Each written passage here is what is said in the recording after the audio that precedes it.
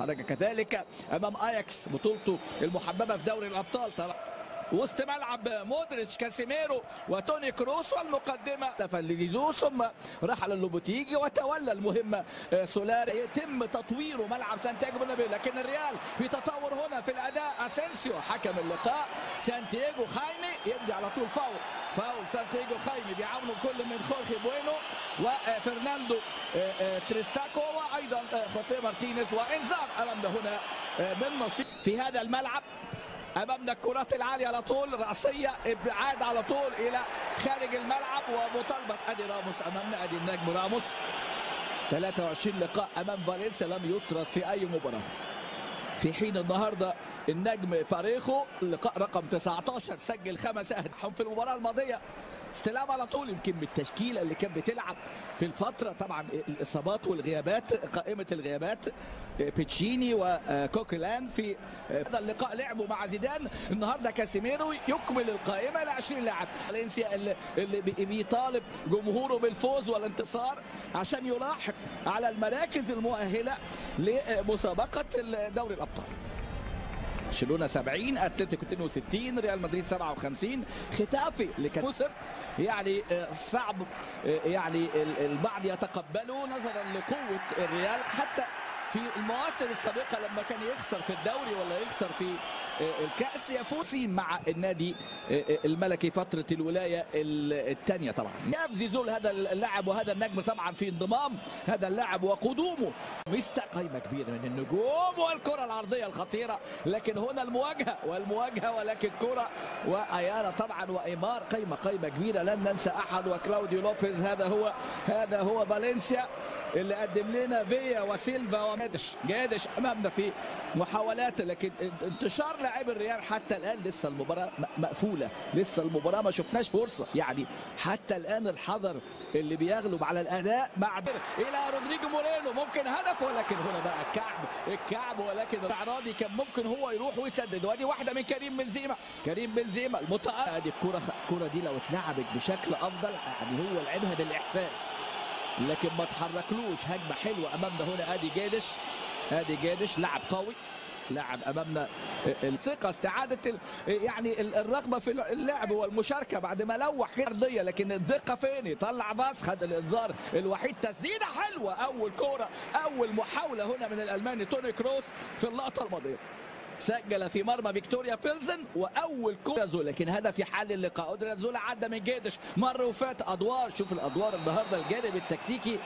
المميز اللي بيؤدي بيه اللاعبين الشق الدفاعي في الفريقين على فكره، لكن لسه صعبه. لكن كره اسبانيا الممثله طبعا في قوه الريال، واللاعب اللي بينطلق جايه الى سولار، لكن في دفعه سيرخيو راموس فاول حتى الان امامنا اهو في المباراه. انذار وحيد لدانيال باس اللي تلقاه الدنماركي في بدايه المباراه. اول اختبار في المباراه، هم اعتماد كبير طبعا. زيزو الكرات العاليه خطيره الكره، لكن كيلو قاعد دوري الابطال بعد ما لعب في دوري الابطال وانتقل للدوري الاوروبي مع يانج بويز، مع المان يونايتد، مع اليوفي ثالث، ثم بعد ذلك تفوق في من جانب دانيال باس. الكرات الاماميه، سلام على راموس، تغطيه روعه، لكن في الصفقات القادمه. سولير امامنا تمرير انطلاقه هنا من جانب كيفن جاب، عملها بالكعب لكن قدر يزول انطلق ويعمل العرضيه، لكن ضعيفه الكره على طول، سهله على طول. دياكابي حكم اللقاء امامنا هنا في يمدي لمستها. شوف امامنا هنا بقى، لكن ترتد الى المنطلق، عدى جايه، عمل كره عرضيه ولمسه اليد هنا، وحكم اللقاء الحكم سانتياغو خايمي امامنا هنا. الكره من جاي ركنيه ولكن عوده للفار، يعود للفار. حكم اللقاء امامنا هنا سانتياغو خايمي بيعود للفار. هذه الكره ارتطمت طبعا، هذه الكره في اودري، الكره الركنيه اللي اتلعبت، وادي امامنا استلام ممكن يسدد، وكره خادعه من جيدش. يا ولد الكره الصعبه في الضيقه، البرتغالي عملها جيدش، عملها وسجل في اول المحاولات على المرمى. الهجمه المركزه وركنيه تلعب وتعود، ولكن هنا جيدش يضعها، واي تسديد جديده صعبه قوي يا نبس. هدف التقدم في الدقيقه 35 عن طريق جيدش امامنا هنا من خلال مهاره في التسديد. بص اتعملت حلوه قوي، هو عمل ال1 2 عمل ال1 وخد ال2 حطيتها حلوه قوي حلوه وصعبه جدا. ما فيهاش ركله جزاء، وكره حتى اودريا زولا برضو ما فيهاش ركله جزاء. مع يبحث عن التسديد الى كارلوس سولار يلعب العرضيه الخطيره راسيه جميله، ولكن لخارج الملعب. ايه الجمال وايه الحلاوه في هذا اللقاء، ما هذه السخونه، اين كان يكون لاعب المستقبل مع كارفاخال. وهذه كره عاليه لكن على طول يغطي المره دي من دانيال فاس. كره العرضيه الخطيره الفولو والمتابعه، الثاني بيضيع. كوندوبيا امامنا هنا يضيع فرصه التسجيل، سجل في مرمى ليجانس، لكن اللقاء وحلاوه المباراه في هذا الجانب جيدش، ويبدو ان اودريا زولا لا يجد اي دعم.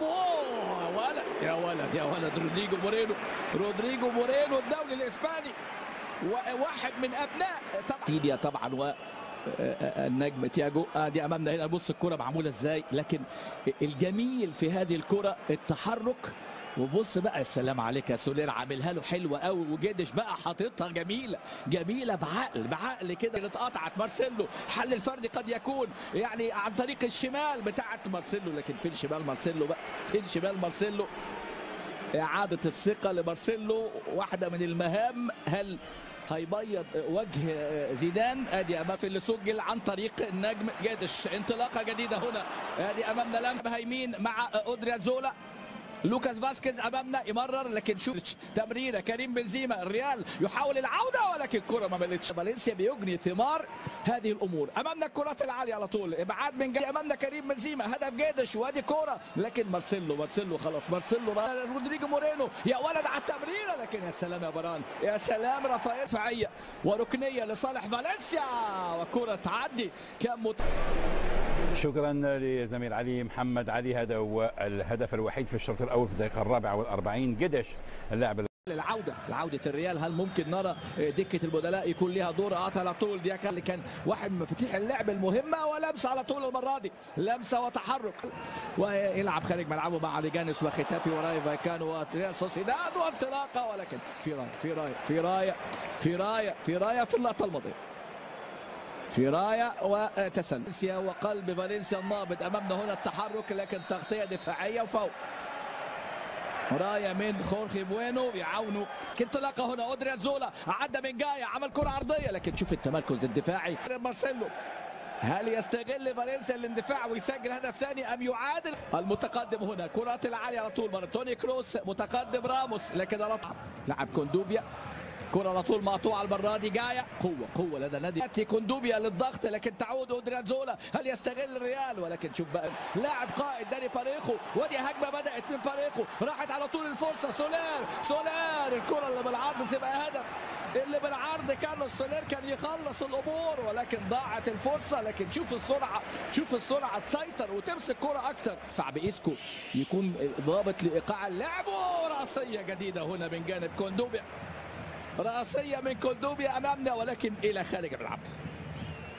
فرص ضائعه، وامامنا هو النجم المميز، لكن على طول تغطيه من جانب جراي اسينسيو، وخطفه حلوه مارسيلو. ادي مارسيلو فكرنا بمارسيلو، لان خلاص الامور يعني صاحب الثمان اهداف في هذا الموسم جاريث بيل كاس العالم للانديه. انطلاقه هنا من جانب جيدش، لكن التغطيه الدفاعيه اودريا زولا. الامور صعبه جدا، لكن مودريتش يحييها، ولكن شوف هنا بقى الدفاع في المساحات، عنده المهاره، هيعدي وعنده قدره وتسديده. يا ولد هيعدي، عنده المهاره وعنده الامكانيات وعنده القدرات. الاصول البرازيليه، اللمسه البرازيليه موجوده، نفسه في المساحه، انتظار الدعوه اللي جايه. امامنا هو الكره العرضيه امامنا توني كروس، ودخل مكانه إيسكو. تبديل إيسكو وايضا اسينسيو. اذا كروس خرج واسينسيو خرج، ودخل كل من إيسكو. يا ولد داني باريخو بيعمل مباراة كبيرة، وياخد انذار داني باريخو. امامنا انذار هيغيبه على المباراة القادمة على هجمة رودريجو مورينو الواعدة الخطيرة، ولكن ممكن يخطف جاريث بيل.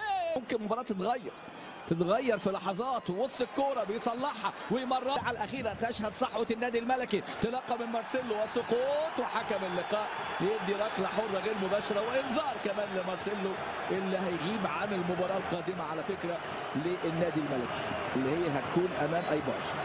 14 يلعب كوندوبيا، ركنيه هنا من جانب داني باريخو، الراسيه خطيره، الثاني خلاص امامنا هنا. جراي هو يسجل فقط في الكبار، سجل في البارسا وسجل في مرمى ريال مدريد لينهي هذه الملحمه من جانب فالنسيا بهذا الهدف هنا من الارجنتيني جراي.